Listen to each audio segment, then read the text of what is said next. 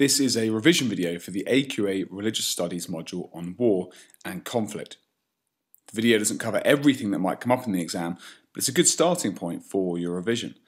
The video is split into 8 sections, with the last one being some practice questions for you to have a go at. Okay then, let's get started. There are a number of key terms you'll need to know. First up are the ideas of peace and justice. Peace is essentially the absence of war and conflict. It's what most people, governments and international organisations want. Justice is the idea that the world must be fair and people's rights must be protected. Justice is linked to the idea of just war, which we'll come on to a bit later on. Another really key term is pacifism.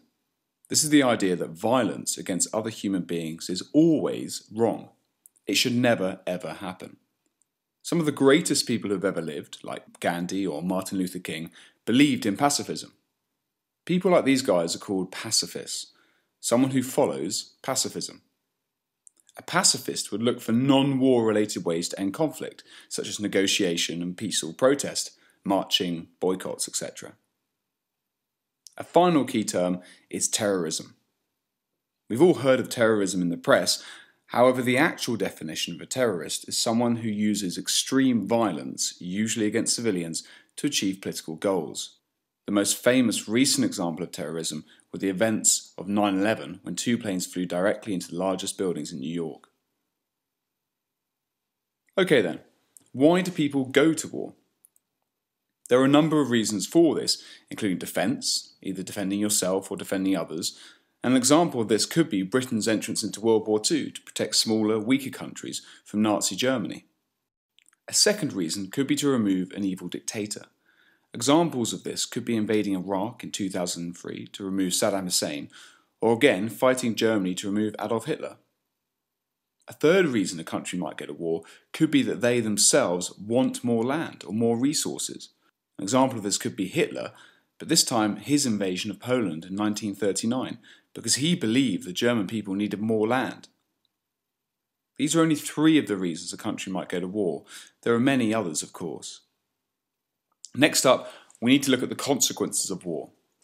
Although there can be positive consequences of war, such as freedom and peace, most are unfortunately negative. Some of the bad consequences of war are that many people can die. 40 million died in World War II. This in turn ruins families and future generations. Another consequence of war is the huge destruction of buildings, offices, houses, schools and hospitals. This destruction has a huge impact upon the economy of that country, which might struggle from then on. There might also be famine and disease after a war, as water may be contaminated and farming land made useless. As we can see, too often the bad consequences of war outweigh the good. Obviously, this is a religious studies exam, so we need to know the religious opinions on war and conflict. Generally speaking, religious people are against war and conflict. Key to this is the idea of the sanctity of life, which tells religious people that conflict must be wrong, as it is humans ending the lives of other humans, and not God. In addition to the sanctity of life, a number of quotes in the Bible clearly show that war and conflict is wrong. Firstly, the 6th commandment is, "Thou shalt not kill." This clearly tells us that killing and murder are wrong. Secondly, the Good Samaritan, or the quote, "Love thy neighbour as thyself," suggests that we wouldn't particularly like to be killed by someone else, then perhaps we shouldn't kill others. Thirdly, when Jesus was being arrested, one of his disciples attacked a Roman soldier with a sword. Jesus intervened and stopped his disciple and told him, "Those who use the sword will die by the sword." These 3 quotes, along with the sanctity of life, provide many reasons for why a religious person would be against war and conflict. Indeed, they tell us why many religious people might even be a pacifist. However, there are times when a religious person might support war and conflict. Firstly, there was actually a time when Jesus used violence, as outlined in the Bible, when entering the temple and seeing that people were selling things there and dealing with money. Jesus then overturned the tables of the money changers. This tells us that even though Jesus was usually against violence, he thought that some level of violence might be a good thing in some situations. A second reason for why religious people might believe violence is a good thing is that over many centuries, religious people have developed the idea of just war theory. This is the idea that in certain situations war can be justified. Some of the criteria for just war are that the war must be for a just cause, like self-defense. The war must be lawfully declared by relevant governments and international organizations. The war must have a positive aim, such as the evil done via the war will be outweighed by the positive it will achieve. A final one could be that war must be proportional. So, for example, using nuclear weapons, as we will look at, might not be allowed because it might not be a proportional force. So we need to look now at weapons of mass destruction, such as biological, chemical and nuclear weapons. They obviously run against just war theory, which talks about weapons being proportional. However, the other negative things about weapons of mass destruction are they cause huge death, usually to civilians, they're hugely expensive, and they have long-term impacts after they've gone, for example, radiation from nuclear bombs. But there are some positives of weapons of mass destruction. These include they can end wars quickly, like World War II. The country using them don't lose that many people. And finally, they can act as a deterrent. People aren't going to go around invading other countries that have got these sort of weapons. Aside from Jesus, there are a few other key religious people which we should know about.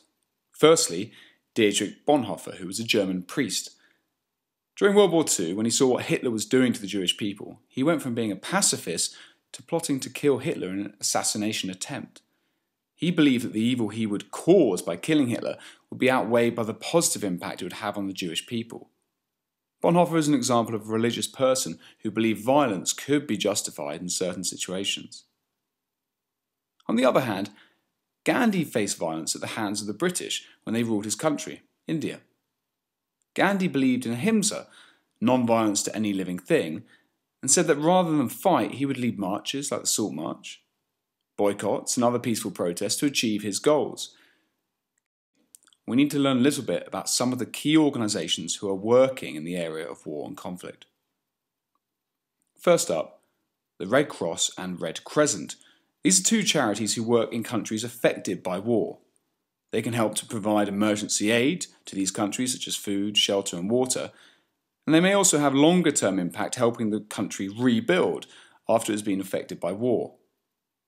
As they are religious-based organisations, the Red Cross and Red Crescent are examples of religious people helping those affected by war. Another relevant organisation is the United Nations, or more commonly known as the UN. This was set up after World War II, and the UN is a bit like a global peacekeeping force. The UN has a number of key goals, including aiding the economic development of countries, stopping conflicts from happening, protecting human rights, and wherever possible, establishing peace. The UN is made up of nearly 200 countries, including Great Britain, and is generally seen as a force for global peace. Okay, that's pretty much it. There's a lot to learn in this module for the exam, but the best way to do this is by copying out the questions which are about to come up, and then watching the video again to help you have a go at answering them. Good luck.